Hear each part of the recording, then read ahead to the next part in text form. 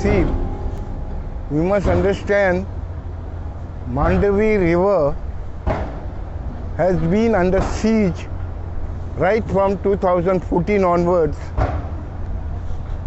by the captain of port in the name of trying to extend port activities. Captain of port first tried to include the river Mandavi 60 meters inside the river Mandavi by building a jetty, saying that it is for port activity.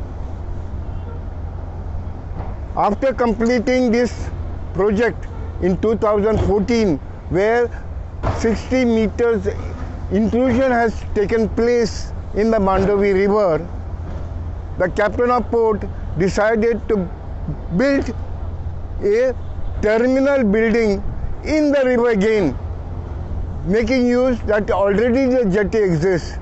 And if nobody has objected to the jetty intrusion, why should the building intrusion be not taking place? So he put an ambitious plan of a 3-floor building on piers in the river, stabbing into the river. And this stab have gone again 30 to 40 meters deep, and concrete has been put into the river bed. These big piers, which are about 1.5 meter wide, it has come up about 4 to 5 meters or even more, and now the terminal building, which is 3-floor building in a conservation zone.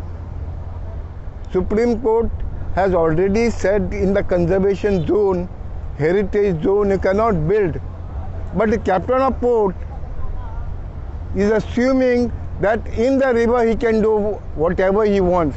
That is the thing. As a result, when municipalities go, the CRZ authorities go, or the town and country planning go, they said it is our property. River is ours. It doesn't come under urban. And if it doesn't come under urban, then you have no right. But they fail to understand that whatever is happening in the city limits has got direct impact on the land, because there are already there is a casino there operating on the jetty. They took the permission that it is for port activity. Casino is not a port activity. Then they have included the DB Marg. DB Marg is arterial road. In the arterial road there can be no parking. So where they are going to put the people, 600 people who are going to enter the terminal building every day, where they are going to park them? There are no parking facilities on the arterial road. They are jamming. As such, even now, because of the casino activity illicitly done by the government, harassing the common man, the residents, with big noise every day, every night, you are now adding fuel to the fire by building another building, and the general residents don't know what is happening. Many of them are unaware that the building is coming into the river. So as a result, this had to go to the court. I, on my own, along with one co-petitioner, we have gone to the court on this issue. The court asked the CRZ authorities, come on, give your say on this. And this was 1 year back. And the court had said give it in 4 weeks. 4 weeks, that is in the month of February.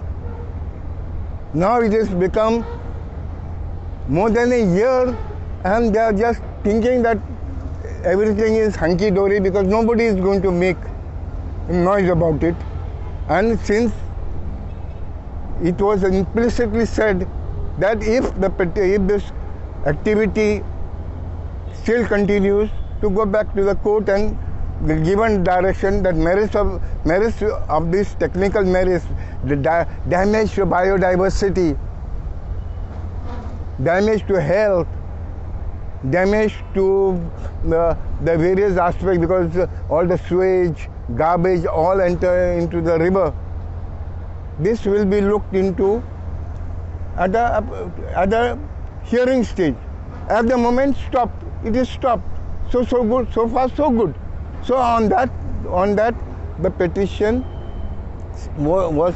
But now what has happened is money has been pumped by vested interests, and the contractors have been told to start the activity again. And now, and as a result, this activity is going on full swing, and CRZ authorities in contempt of court, mind you, contempt of court, they have not given the hearing for more than a year when it was only told 4 weeks, 1 month to 13 months. This is I stands now, and in the meantime the building will be completed, because the CRZ authority is in collusion with the captain of port, it appears. What do you expect government to do? See, they have to stop this activity. This cannot, it is against, municipality has not given permission. The permission is not taken by the town and country planning, the urban development, whoever it is, nobody. They have taken so moto permission on themselves, captain of port, saying that I am the authority in the river. That the matter ends there. So municipality, this is in the river, we cannot do. But we have not given them permission. They say that they don't require permission. So what can we do? They are doing it. If the court tells them to stop, and then we will. But we have not given permission. So as it stands, municipality has not given them permission. All the town and country planning and whatever the authorities in planning, not Goa development, whatever authority, relevant authorities, even the state, has not given permission. They are assuming that in the river they can do whatever they want. They are not looking into the aspect that the impact it is having on the land. You know, casino boats are, tourism boats are moving, and the machinery is working full swing, as you see. If machinery falls on the tourists, what happens? These workers, they are working without license of health. If they are having COVID, they are spreading COVID. 40 people, 50 people are working. There is no management of health. I've written to the health authorities. Baba, COVID is spreading in Panjim, and this activity is going on, and nobody is much bothered. It is not 1, 2, there are few people here who are fighting for Goa's environment and posterity and the future generation. And if the future generation, if the present generation doesn't come here, shed their blood and stop such disasters, that whole Mandiva river will be taken over, not by floating casinos, by inbuilt structures. And if river is gone, civilization is gone, the capital city gone, the whole of Goa is gone.